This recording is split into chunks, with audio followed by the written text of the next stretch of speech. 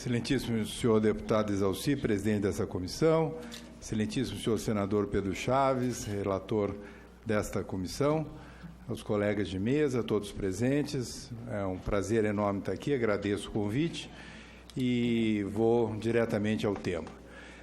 Eu começaria destacando um item que, em geral, não tem se dado o devido peso. Eu diria que é uma quase boa notícia.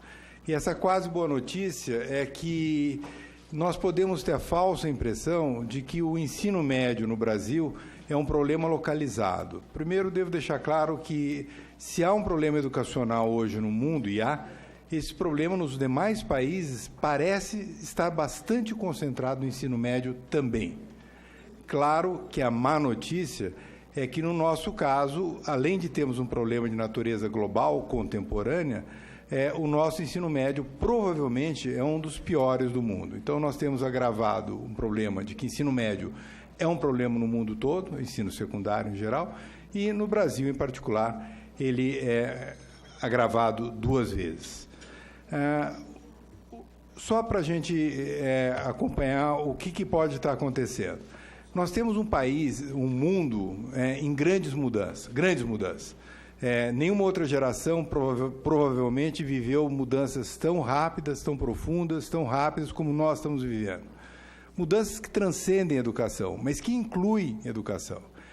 E isso se reflete, do ponto de vista educacional, da seguinte forma.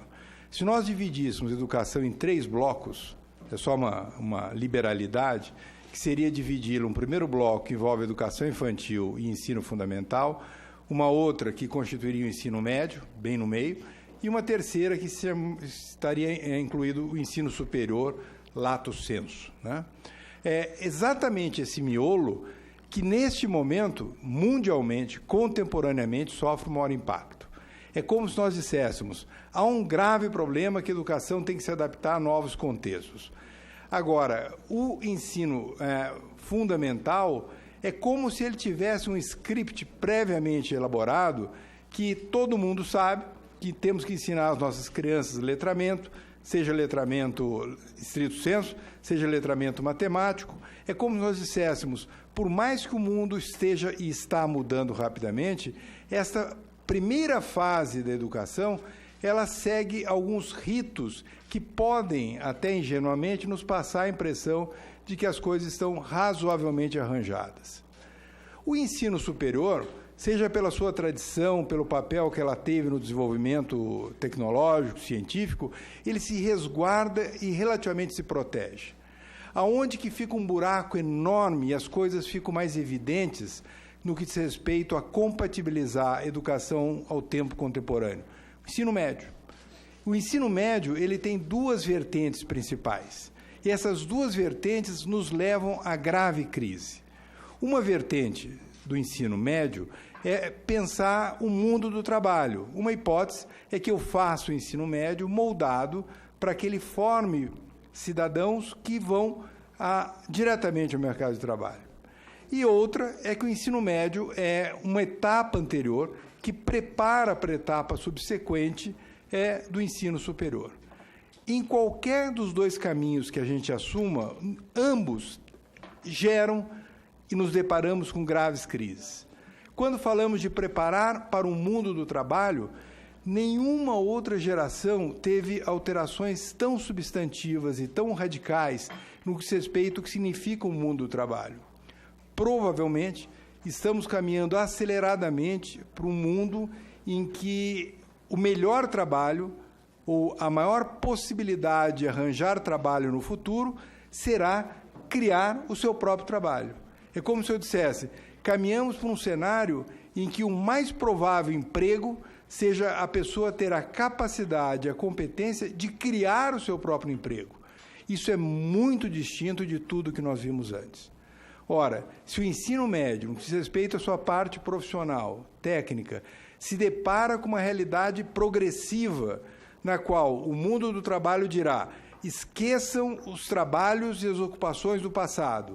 Gradativamente e em alta velocidade, caminhamos para próximo emprego, a capacidade de criar seu próprio emprego. Isso nós, seres humanos, nunca vivemos. Vamos pegar outra vertente, ensino superior. Isso passa também pela principal característica do mundo contemporâneo, que é nós, seres humanos, nunca imaginávamos viver numa sociedade em que a informação estará totalmente acessível, instantaneamente acessível e gratuita. Por mais que a gente diga que não é exatamente assim, será muito brevemente.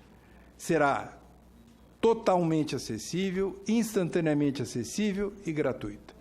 Isso faz com que nós tenhamos que reformular de forma radical o que significa ensinar, o que significa educação no sentido mais amplo. Quanto mais ensinar ou educação tiver associada à ideia de transferir informação, a informação será, rapidamente, o produto mais barato, mais vulgar, mais disponível. Portanto, quando nós falamos que preparamos para o ensino superior, nós estamos preparando para a entrada, o ingresso num mundo que tem sua própria crise, seus próprios dilemas. Como lidar com isso? Com relação à nossa medida provisória, que tem muitos pontos corretos e muitos pontos altamente positivos, eu teria um questionamento de primeira ordem sobre a questão de que há uma ultra preocupação com a questão de conteúdos. O que é correto ter a preocupação, mas ela não pode se sobrepor à questão metodológica. O que eu chamo de questão metodológica? Se nós caminhamos progressivamente para um mundo em que a informação estará totalmente acessível, instantaneamente, gratuita, a questão é muito menos conteúdo e muito mais repensar como que nós educamos para esse novo cenário.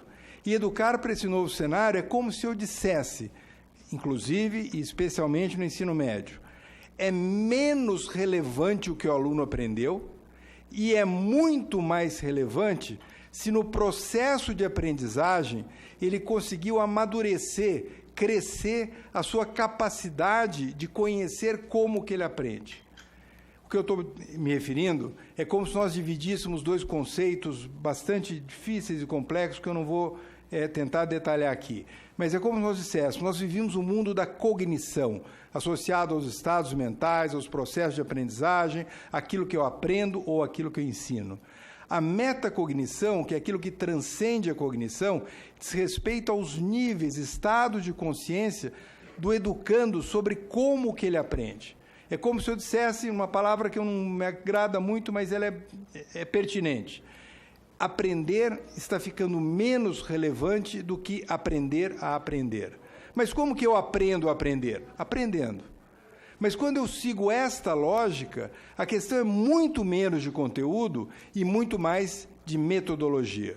Deixa eu dar um exemplo que eu acabei participando circunstancialmente, mas me fez muito bem para entender algumas coisas sobre ensino médio. Em 2006, eu estava no Reino Unido e acabei ficando próximo, amigo, de uma ministra da Educação na época, Ruth Kelly. Ela era ministra da Educação do Tony Blair.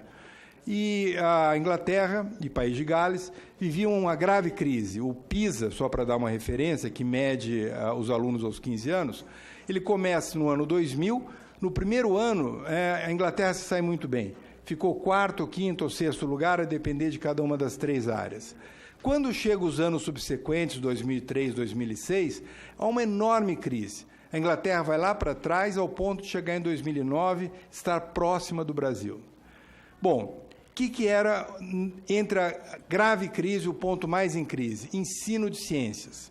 Ensino de ciências era um absoluto desastre. As crianças, os jovens, não só não estavam aprendendo, como saíam odiando física, odiando química e odiando biologia. Qual foi a proposta que ela levou, e ela pediu para um conjunto de estrangeiros, nos quais eu me incluía, que acompanhasse e opinasse sobre o processo? E o que se adotou na Inglaterra, na chamada, seria o high school ou ensino médio, adotou-se que o aluno, no início do ensino médio, pudesse escolher entre física, química e biologia, podendo fazer as três disciplinas, podendo fazer duas ou podendo fazer uma só. Aconteceu mais ou menos o aguardado. 3/4 dos alunos originalmente escolheram biologia, porque não gostavam supostamente de física e não gostavam supostamente de química.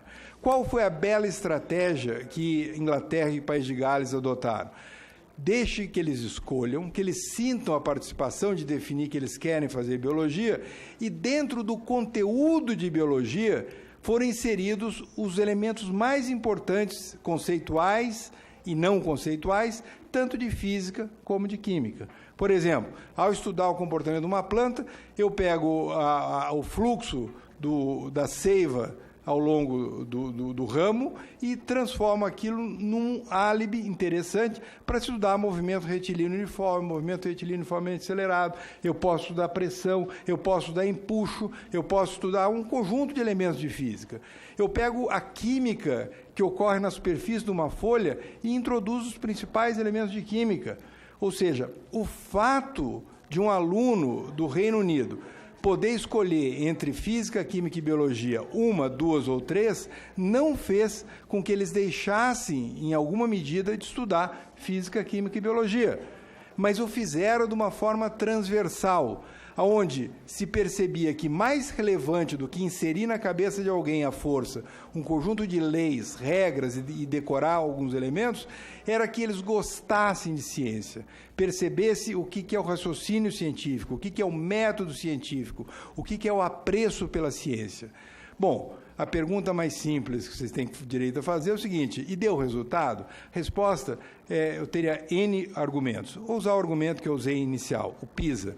A Inglaterra e o País de Gales, que estavam lá no final no PISA, rapidamente, hoje eles estão em 6º lugar, em 2º lugar da Europa, somente atrás da Finlândia, sendo que em 2009 eles praticamente ficaram quase que no último local, atrás da Polônia, atrás de Noruega e vários outros países. O que eu quero dizer com esse exemplo muito claro? Eu não estou querendo que nós adotemos o mesmo, cada país vai seguir seu caminho, cada país tem sua realidade. O que está em comum é que nós temos que dar uma ênfase muito mais relevante à questão metodológica. O método, a abordagem, a flexibilidade de você poder escolher diferentes perspectivas entre o educando e o educador é mais ou tão relevante quanto nós gastarmos uma porção de discussão em torno de diferentes conteúdos. Bem, que eu acho que nós estamos preparados para entrar? É uma nova realidade educacional que vai se refletir particularmente no ensino médio. Eu acho que nós temos, numa sociedade de informação totalmente disponível, 3 requisitos que nós não sabíamos antes. Ou como se, em outras palavras, há 3 paradigmas educacionais absolutamente revolucionários, por mais simples que eles pareçam. O primeiro deles, todos aprendem. Alguns diriam com razão, mas eu já sabia que todos aprendem. Talvez alguém soubesse, mas nós não sabíamos. Eu me lembro, na época que eu sou não jovem o suficiente para falar de primário, na época, não estou falando de classe social, numa mesma família que tivesse 4 filhos, era muito comum, 2 dão para o estudo, 2 não dão para o estudo. Em geral, eram os 2 meninos que davam para o estudo e as 2 meninas que não davam para o estudo. Mas nós dividimos as pessoas em dar para o estudo e não dar. O que nós sabemos hoje no mundo das tecnologias digitais? Todos aprendem. O segundo paradigma, tão relevante quanto o primeiro, é que todos aprendem o tempo todo. Nós não sabíamos disso. Nós tínhamos uma concepção de que o processo de aprendizagem se dava exclusivamente na escola. A minha mãe estava convencida que eu só aprendia quando eu ia para a escola, não valia o recreio, valia a hora que o professor ou a professora entrava na sala de aula. De novo, hoje nós aprendemos em vários lugares, inclusive na escola. Transcendemos os muros e transcendemos os tempos. E o terceiro e último paradigma, tão ou mais relevante que os 2 primeiros, que cada educando aprende de uma maneira única e personalizada. Nós não sabíamos que existia DNA biológico. Hoje nós não sabemos que há um DNA educacional. Ninguém aprende igual ao outro. Portanto, nós temos que contemplar um modelo cuja entrega do mesmo conteúdo que nós estamos gastando tanto tempo tenha abordagens, metodologias, estratégias que contemplam uma enorme variedade que as pessoas têm. Portanto, esses elementos eu acho que, em parte, estão contidos. eu acho que a MP ela tem o grande mérito, e talvez esse seja o ponto a ser ressaltado, de ampliar ao máximo flexibilidades e permitir que, a partir dessa flexibilidade, contextos específicos possam ser explorados e cheguemos a um quadro bem melhor do que nós temos hoje. Meu tempo é limitado, mas essa é a minha primeira contribuição. Posso continuar, então? Bem, isso é plenamente razoável. Eu me referi ao caso da Inglaterra, mas alguns diriam assim, mas vamos supor que a gente fizesse, seja em História, Geografia, seja em Física, Química, Biologia. O Brasil tem uma experiência muito interessante. É uma das maiores experiências do mundo na escala que ela ocorre no Brasil, que é o PNLD, o Plano Nacional do Livro Didático. Ele até aqui funcionou e funciona bem, mas como tudo na vida tem que ser relido à luz de uma nova fase, à luz de um conjunto de tecnologias digitais que nós desconhecíamos. Portanto, é plenamente razoável que você tenha itinerários formativos onde a gente possa, mesmo a partir da escolha de cada educando, ou, se quisermos, de cada escola, contemplarmos com conteúdos que consigam dar conta da especificidade. Ou seja, eu posso ter um cardápio, um leque suficientemente amplo de abordagens, ancorados em quê? Em um conjunto de materiais disponíveis em portais eletrônicos, que já existem, que podem ser aprimorados, que nós hoje usamos menos do que poderíamos. O MEC tem um portal sobre objetos de aprendizagem espetacular. Por que ele é menos usado do que poderia ser? Não é por deficiência do portal. Todo portal de recursos abertos, ele é limitado porque ele está constantemente sendo ampliado. Mas é porque nós não temos, do ponto de vista de formação de professores, docentes suficientemente capacitados a lidar com isso. E vejam, nós vamos entrar numa seara muito difícil. Pedir para um docente, especialmente um docente de ensino médio, que ele comece a trabalhar em ambientes virtuais com seus alunos, é um desafio gigantesco, porque é como se nós falássemos ao professor, que tem todo o conjunto de dificuldades que nós sabemos, mal remunerado, condições de trabalho inadequadas, e dizer para ele, agora você vai para a sala de aula e vai ter que desenvolver junto aos seus alunos, num ambiente que seguramente, não há menor hipótese do contrário, ele domina muito menos. Então, a primeira etapa não é tanto fazer gigantescos cursos de formação, é um trabalho de convencimento muito interessante, e dizer aos nossos professores do ensino médio, não há a menor chance, não há esforço humano capaz de colocá-los, no que diz respeito a domínio de ambientes virtuais, em pé de igualdade com seus alunos. Não é isso que caracteriza ou que vai diferenciar o professor. É muito mais a capacidade que ele tem do conhecimento da matéria, da sua experiência, do seu conjunto de atividades anteriores, e ele tem que estar preparado para conhecer esse aluno. E o conhecimento desse aluno passa por uma das principais características, que esta sim, talvez, do ponto de vista da formação de docentes, eu daria prioridade. Empatia. Empatia é algo que pode, à primeira vista, ser desconectado de conteúdo, mas é totalmente conectado com metodologia.